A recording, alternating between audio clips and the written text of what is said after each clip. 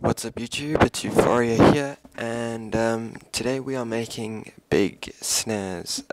This kind of snare that I'm talking about is widely used, widely overused, just kind of made famous by Prydz in the song Miami to Atlanta, and it sounds like this. I've made this snare a couple times. Actually, one of my released songs on my EP that was released a couple weeks ago, I have the snare which sounds, well, my own obviously made snare sounds like this, which is obviously nowhere near as good as the one by Prydz, but for those of you who don't want to just sample this one and you want to make your own, that's what this is for. Now, quickly before we start, I just want to say that these type of things take hours to do.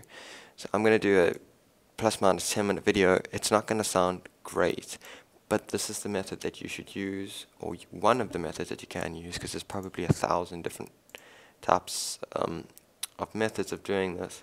But this is what I use, this is what a lot of people use. Just bear in mind that you have to spend a lot of time on this kind of thing. So I'm going to start off with just a random snare.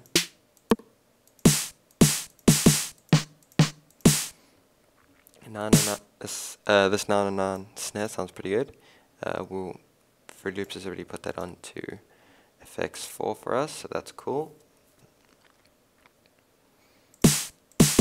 Okay, so what I like to do is I like to just keep the loop running. And what you want to do is you want to put a reverb on it, and you want to use a very large hall type of reverb, so it gets a really long tail. Okay, let's push the weight up just a little bit. Okay, and then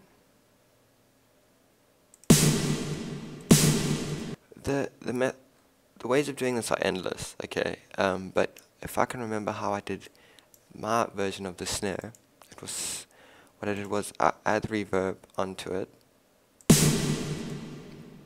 Okay, then I used a gate. We'll use Fruit Loops' gate today.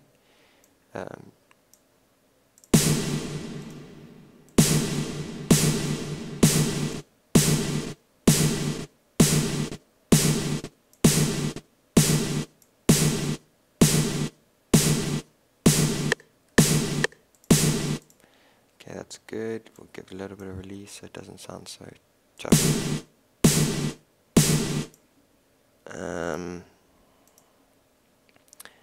Then you can add some distortion. I'm gonna use core.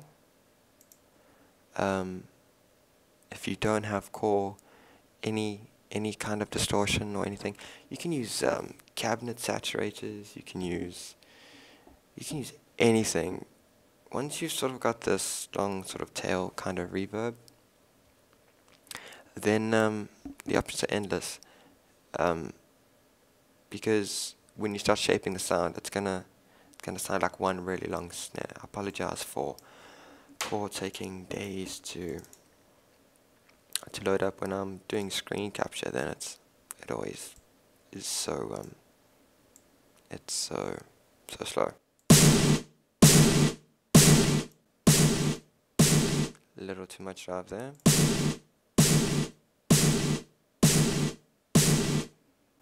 So that doesn't sound great, but like I said, I'm going to spend 15 minutes on it. This is the technique: a big reverb, and then it's all about resampling, shaping the sound, making it fit how you want it. You don't really want a lot of low end on it. That's important, unless it's soloed in the mix. Like if it's played by itself and there's no other elements, then you might want a bit of low end.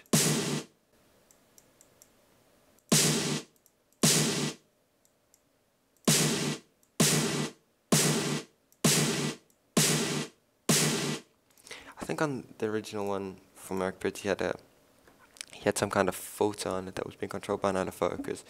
You can hear like a filter kind of working on it, but I wouldn't sample it. I would just try to create your own, because it's always better if you create your own. You can make it fit better in the mix as well. So that's pretty much the technique. Like I say, these kind of things can take hours. This was just, I mean, it sounds pretty good. And we've been working on it for how long? A couple minutes. So this is the technique I use. It's not the only technique. I'm gonna put this one up and the one I used in my track, which is called Searching. You can get that on iTunes and Beatport. There'll be a link in the description below. I'll put up both of the snares, the one that I just made now, but I'll work on it a little more. And this one, if you want either of them, it'll be on my Facebook page. Thanks so much for watching, guys. Next video we're gonna have making effects with Massive. Hit the like button, subscribe, all that fun stuff. Keep well, everybody.